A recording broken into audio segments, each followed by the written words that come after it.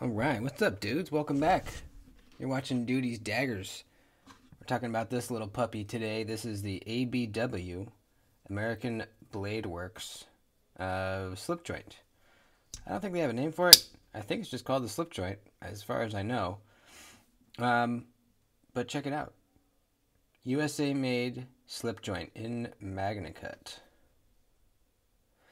So my first experience with this was at the most recent Atlanta Blade Show, and that was the first time they had kind of unveiled or revealed that they were making a slip joint.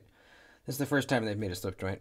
If you're not familiar with ABW, they've made a few different knife models before. They have a shop here in the U.S. and they make their stuff. It's all made here, which is awesome. But this is the first time they've done a slip joint. So I was at the Blade Show, I tried it, and I really liked it. It was a great price. $160, guys. $160. Really good price. I decided I would go to a few other tables and then circle back. And by the time I got back to them, they were all gone. All of them. And they had a lot. The table was covered with them. All gone. So ever since then, I've been trying to get my hands on one. I missed a drop, and then I missed this most recent drop again by like 5 minutes. I missed it. I was sad, but luckily, I got a friend named Kev over at Lefty EDC, and he sent this to me to check out, and then decided he would just sell it to me. So I gladly accepted, and now I finally have one. So I want to talk about this. I want to compare it to some other modern slip joints, such as Jack Wolf knives, and then QSP. QSP makes this. This is the version 2 of the Ohio Riverjack. And also from QSP, we have the Devo Knives nip slip here. So these are some examples of some really good modern slip joints. In fact, just to represent another modern slip joint maker, we'll bring out the Serge Panchenko Slip 7 as well. So these are all modern traditionals, right? They're traditional patterns, most of them. The nip slip not as much, but they're mostly modern patterns, but with they're traditional patterns with more modern elements. I like modern traditionals a lot. I like traditionals as well. I like all kinds of slip joints, really. But today we're talking about the modern traditionals. So this, I think it's Best Tech. I don't know. I forget who makes Serge's knives. The maker for Jack Wolf knives is unknown, but it's obviously somewhere overseas, probably China. American made. QSP and QSP, China. I'm assuming these four are all China. I'm pretty positive. This is the only one that's USA made here on the table. And it's the cheapest, too. Interesting. Very interesting. Actually, you know what? I forget how much this was. This might have been right around the same. Like 150, 160, 170, right around there. But here we have 300. Here we have 185. So pretty close. This one was, I think, 200, the nip slip. So some are close, but this is the cheapest one. Now, how does it compare quality-wise to these other modern slip joints? Well, let's take a look at it. So we have obviously titanium covers, or just handle scales, I guess you'd call them. We have a steel back spring. This one has very visible thick washers in the pivot. Right there. These other ones either don't, or they're much smaller washers. I'm assuming there's some kind of washer in there. I just don't see that. I don't see that on any of these. But I've never taken apart any of these slip joints. With slip joints, you don't really take them apart. You just don't need to ever. So, hold on a second.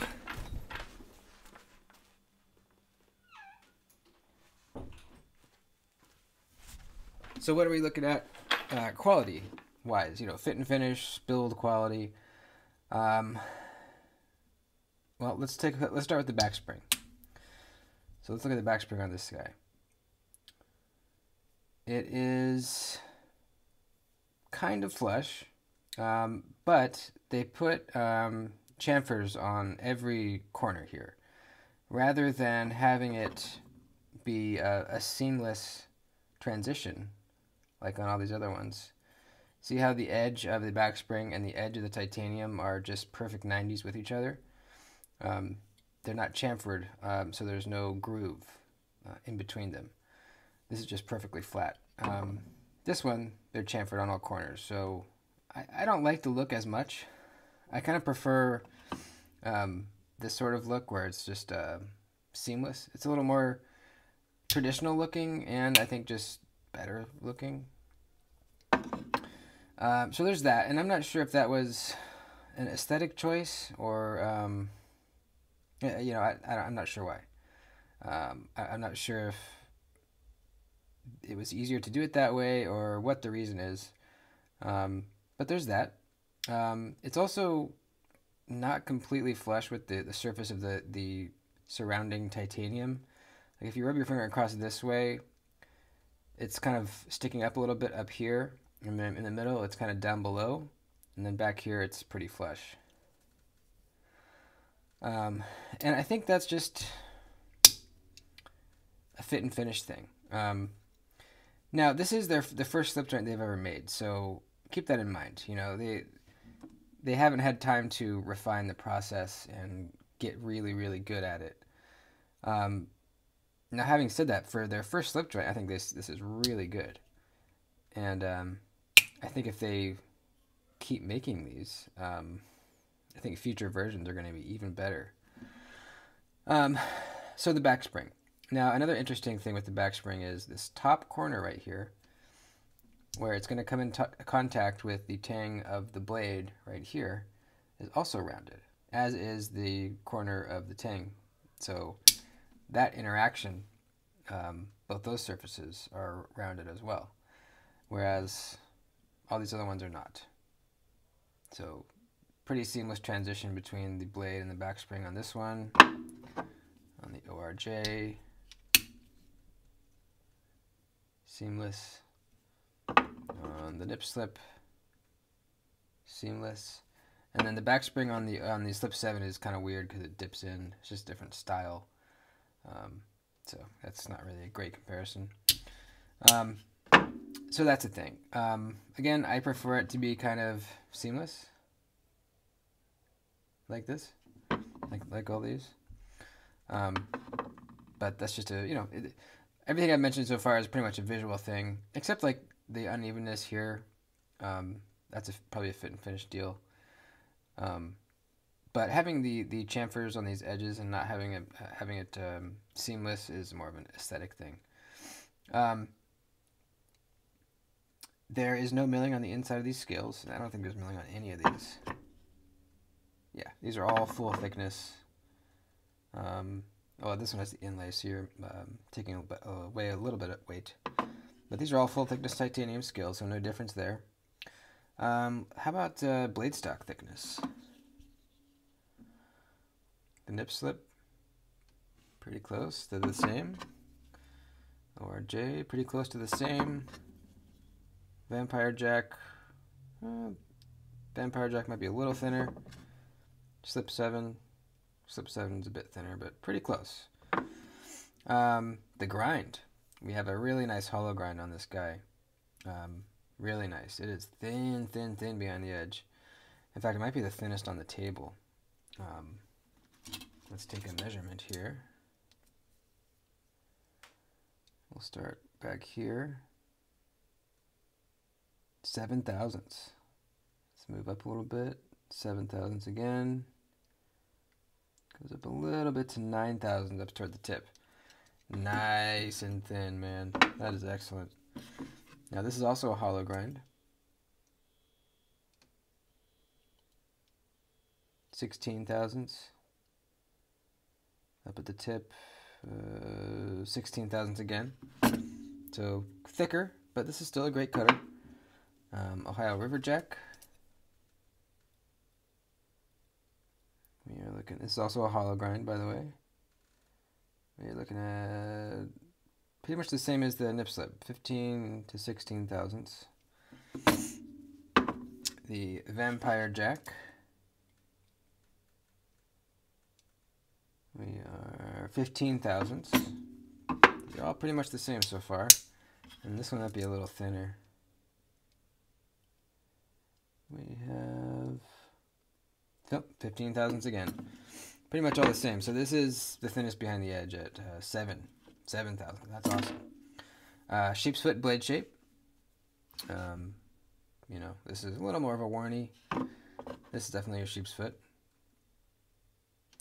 It's got a slim profile, kind of like the Slip 7, whereas the nip slip's more of like a chunky knife. Very slim this way, but width-wise this way, a little more, you know, wide. So this is going to carry really well. The thickness this way is, let's see, about 3/8 of an inch.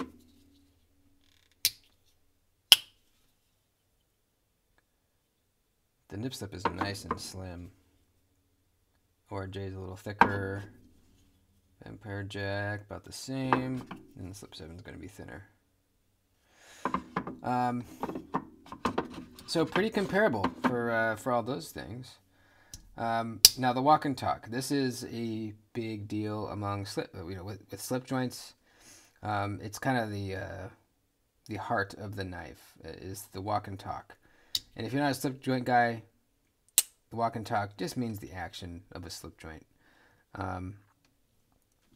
The walk, it refers to kind of the pull and how it feels. The talk is the snapping sounds, you know. The walk and talk on this knife feels different than than all of these on the table.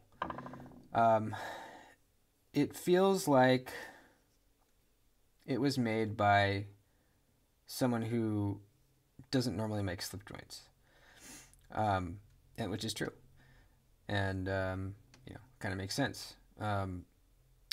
It's as far as the pull strength, you know, how much strength does it take to pull the blade out?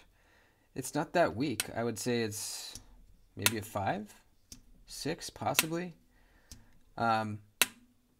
So from close to the half stop, not much of a talk there, kind of a muted sort of sound compared to the nip slip. Loud, really loud, going from close to the half stop. Oops. Kind of loud. ORJ, pretty loud. Slip 7, pretty loud. And then we'll do this one again. Pretty quiet. Now, from half stop to open is where this knife, as far as the walk and talk goes, I think is nice, really good. Check out how loud this is. Real loud compared to the Slip 7. Nip slip. ORJ. And Vampire Jack. So that's good. Now from open to half stop, pretty muted, but it's, you know, it jumped pretty nicely. And then half stop to closed. Not bad. Not bad. It doesn't, I wouldn't say it slams shut, but it's got a nice little pop. So not bad, but it does not feel as crisp as these on the table. Something about, you know, so basically how it works in there is the back spring is pushing this way on two different surfaces on the tang, a 90-degree angle or pretty close to it. So the back spring is pushing on this surface. You know, you open the knife here. So this is the back spring. This is the surface that it's up against when the knife's closed. The blade starts to open, and it's pushing this back spring over, building up pressure, and then it gets to this, you know, I guess, how am I going to do this? It's hard to do. So here's it closed, building up pressure, and then it snaps into this next half spot, flat spot. Bam, and you're open. So something about the crispness of this corner, I'm guessing, as it's rubbing on the back spring, is probably something to do with it. Let's see. Trying to see if I can see any differences inside there.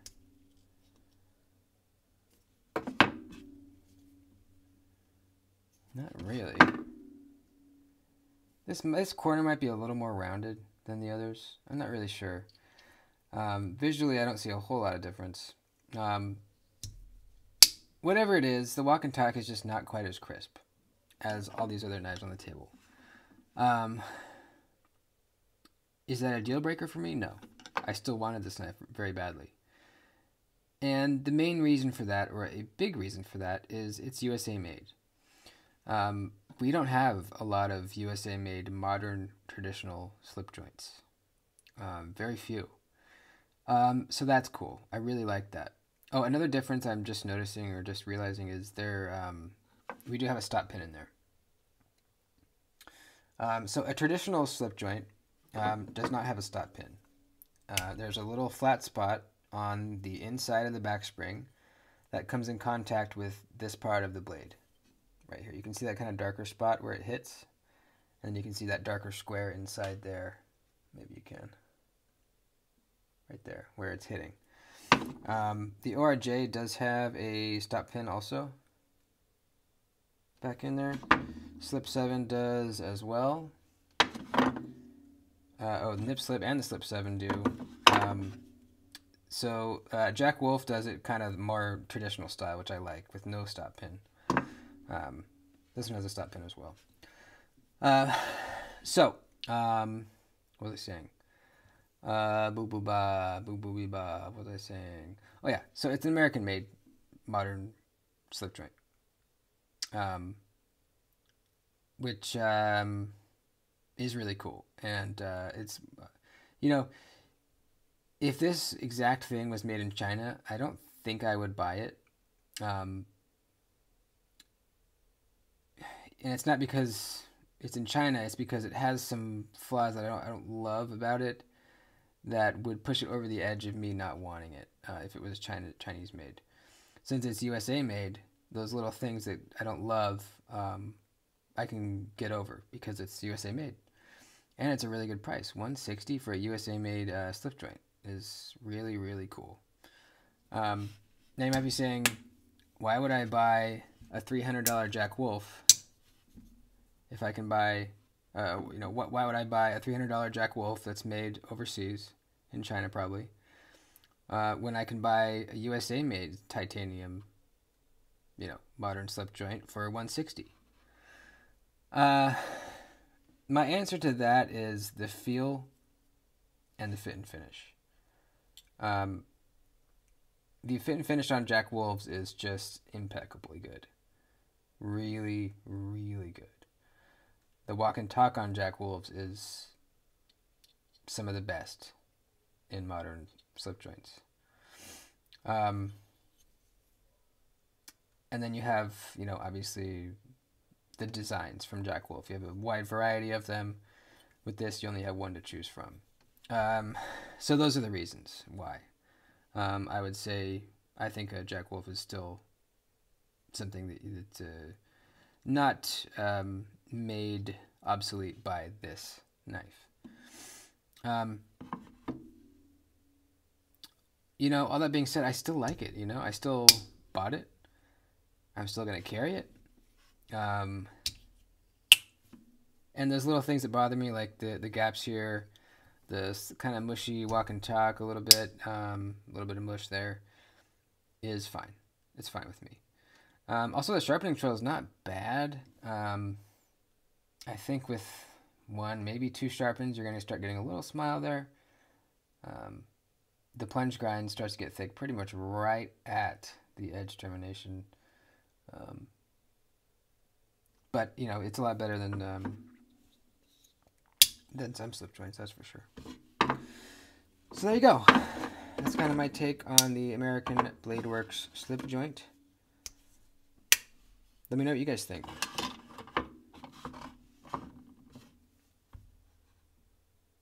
I think I'll probably do a cut test with this. I think it'd be kind of fun.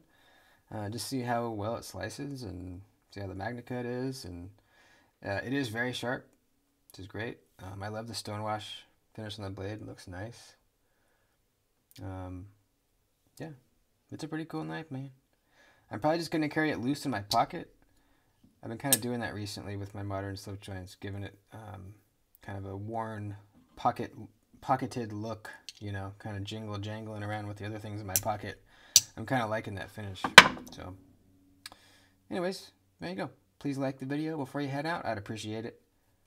And I'll see you next time.